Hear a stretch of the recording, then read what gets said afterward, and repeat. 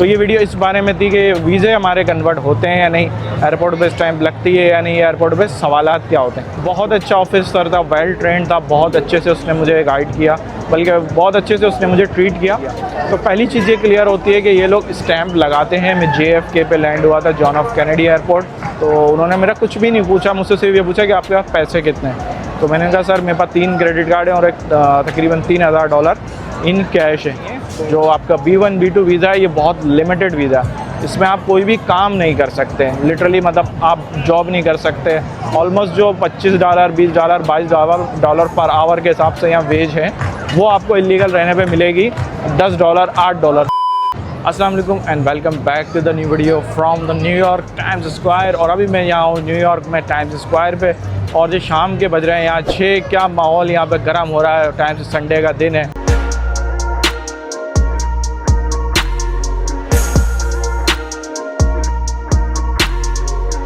तो times square पे तो खचा खच रश, पैर रखने की जगह भी नहीं है। वैसे यूजुअली जो है वो टाइम्स स्क्वायर इसी तरह पुर रौनक रहता है, हर वक्त यहाँ पे जो है ना वो लोग ही लोग जमा रहते हैं। लेकिन जो वीकेंड्स की बात होती है ना, वो तो क्या ही बात है टाइम्स स्क्वायर की। और मैं बड़ी मुश्किल से जो है ना कोना पकड़ के जगह बना के वीडियो बना रहा हूँ, और वरना तो लिटरली टाइम्स स्क्वायर पे पैर रखने की जगह नहीं होती वीकेंड्स वाले दिन।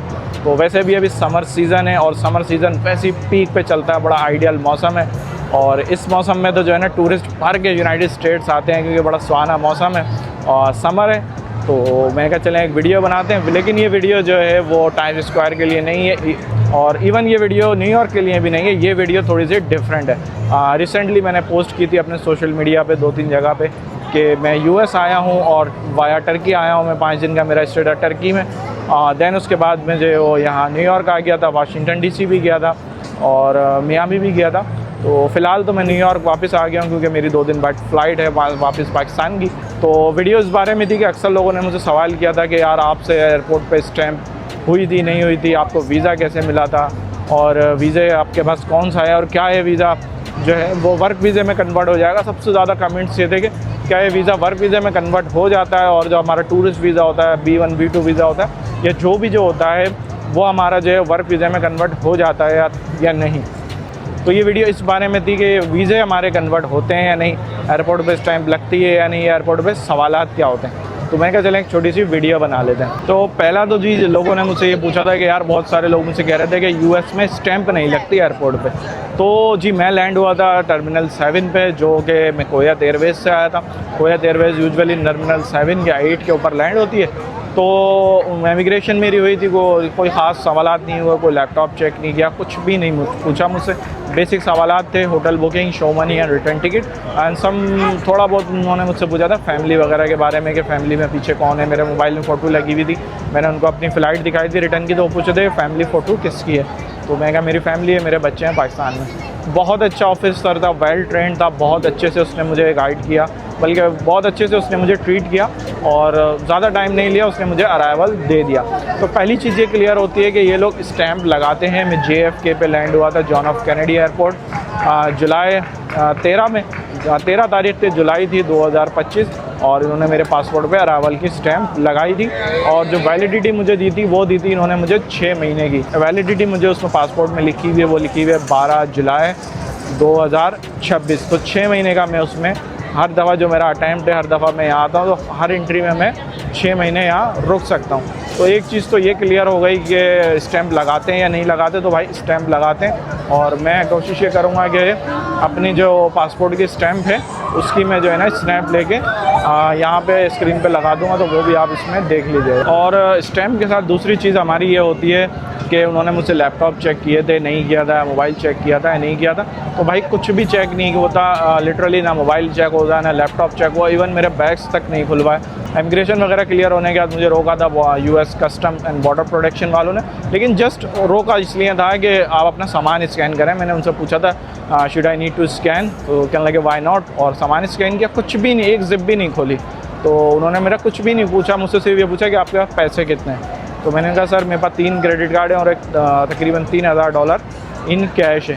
तो ये उन्होंने मेरे साथ पूछा, और बस उन्होंने कहा ठीक है आप जा सकते हैं। तो ये तो मेरा एक्सपीरियंस रहा था जी एयरपोर्ट का।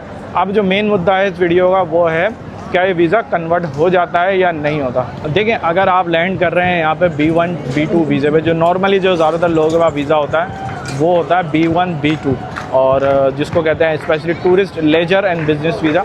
तो लेजर और बिज़नेस वीज़ा पे आप क्या कर सकते हैं और क्या नहीं कर सकते, और आप उसको वीज़े को कन्वर्ट कर सकते हैं नहीं, क्योंकि अक्सर लोग जो मिडिल ईस्ट में रह के आते हैं या दुबई वगैरह, सऊदी या बहरीन इधर उधर होते हैं, क्योंकि मैं ख़ुद पहले बहरीन में रहता था, तो लोग ये समझते हैं कि जो है ना यूएस का एक दफ़ा आपके पास जो है वो B1 B2 वीज़ा या लेजर वीज़ा लग गया 5 साल का, तो जी आपकी लॉटरी हो गई, अब आप जो है ना डायरेक्ट यहाँ पर आएंगे और जो गाड़ी निकालेंगे और यूबर चलाएंगे, पैसे कमाएंगे। ऐसा नहीं है। जो आपका B1 B2 वीज़ा है ये बहुत लिमिटेड वीज़ा है, इसमें आप कोई भी काम नहीं कर सकते, लिटरली मतलब आप जॉब नहीं कर सकते, इवन आप बर्तन भी नहीं धो सकते किसी रेस्टोरेंट में लीगली। आपको इलीगली कोई रख ले कैश पे तो, या कोई आपसे गधामारी कराने के लिए, जिसको कहते हैं नॉर्मली ज़रूरत से ज़्यादा काम लेगा आपसे, वो आपको रख ले तो वो एक अलग मैटर है, लेकिन वो आपको वेज बहुत कम देगा। ऑलमोस्ट जो $25 $20 $22 पर आवर के हिसाब से यहाँ वेज है, वो आपको इलीगल रहने पे मिलेगी $10 $8, तो वो आपके एक्सपेंस में, रेंट्स में, दूसरी चीज़ों में निकल जाएगी। तो उसका भी मैं आपको बिल्कुल भी रिकमेंड नहीं करूँगा, और ना ही हरकत करें और ना अपने जो है ना वीज़े को वायलेट करें। तो वो एक बहुत गलत चीज़ है जो लोग यहाँ आके करते हैं, तो उसका मैं आपको मशवरा भी नहीं दूंगा, लेकिन मैंने एक ऑप्शन बताया है कि लोग इस तरह कैश पे काम करते हैं। अच्छा, अब ये वीज़ा कन्वर्ट नहीं होता, ये वीज़ा किसी भी वीज़े में कन्वर्ट नहीं होगा। ये वीज़ा जो है वो आगे F1 में कन्वर्ट नहीं होगा, ये वीज़ा जो है H1B में कन्वर्ट नहीं होगा, ये वीज़ा किसी में भी कन्वर्ट नहीं होगा। आपको आपके कंट्री बैक जाना पड़ेगा, आपको वापस पाकिस्तान जाना पड़ेगा, या आप जिस कंट्री से भी आए हैं आपको वहाँ दोबारा जाना पड़ेगा, और आपको उसके लिए दोबारा वीज़े के लिए अप्लाई करना पड़ेगा। और अगर आपको F1 चाहिए तो आप यहाँ यूनिवर्सिटी वगैरह में एडमिशन ले सकते हैं, सब कुछ कर सकते हैं, लेकिन उसके लिए आपको बैक टू योर कंट्री, लेकिन उसके लिए you have to travel back to your country, आपको अपने मुल्क वापस जाना पड़ेगा।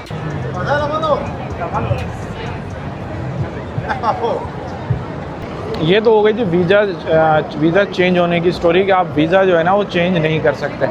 लेकिन एक ऑप्शन हमारे पास ये होता है कि वीज़ा का स्टेटस चेंज हो जाता है, लेकिन आपका वीज़ा चेंज नहीं होगा, मतलब आप उस पर ट्रैवल नहीं कर सकते जब तक जो है ना आप H1B ना ले लें या कोई और वीज़ा ना ले लें, या आपको ग्रीन कार्ड ना मिल जाए, तो उसको कहते हैं चेंज ऑफ स्टेटस। लेकिन इसका एक बहुत बड़ा जो है ना वो प्रोसीजर है, आपको लॉयर करना पड़ता है, और सबसे पहले आपको जो फर्स्ट स्टडी वीज़ा कन्वर्ट करना पड़ेगा। आप डायरेक्ट H1B में नहीं जा सकते, वर्क वीज़े में नहीं जा सकते, आप लिटरली US में किसी चीज़ में नहीं जा सकते अगर आपका टूरिस्ट वीज़ा है। आपका सिर्फ एक ऑप्शन है, वो ऑप्शन है F1 वीज़ा, स्टडी वीज़ा। उसके लिए फिर आपका चेंज ऑफ स्टेटस हो जाता है, आपको कॉलेज में एडमिशन लेना पड़ेगा, पैसे भरने पड़ेंगे, फ़ीस होगी, ये होगा, लेकिन वो भी चेंज ऑफ स्टेटस होगा। आप उस पर ट्रैवल नहीं कर सकते जब तक आपका कोई प्रॉपर स्टेटस नहीं हो जाता। लेकिन उसमें आप लीगल हैं, उसमें आपको ड्राइविंग लाइसेंस मिल जाएगा, आपको सोशल सिक्योरिटी नंबर वगैरह मिल जाता है। लेकिन जैसे आप ऐसा नहीं है कि आप यहाँ आएँ, LLC खोलें, उसमें 4 वीज़े निकालें, 1-2 वीज़े अपने लगा लें और 2 बार भेज दें, जो अरब कंट्रीज़ में नॉर्मली, दुबई में, बहरीन में इस जगह होता है। वो चीज़ यहाँ नहीं होती। आप किसी सूरत जो है ना कंपनी खोल के या किसी भी तरह वीज़े नहीं ले सकते।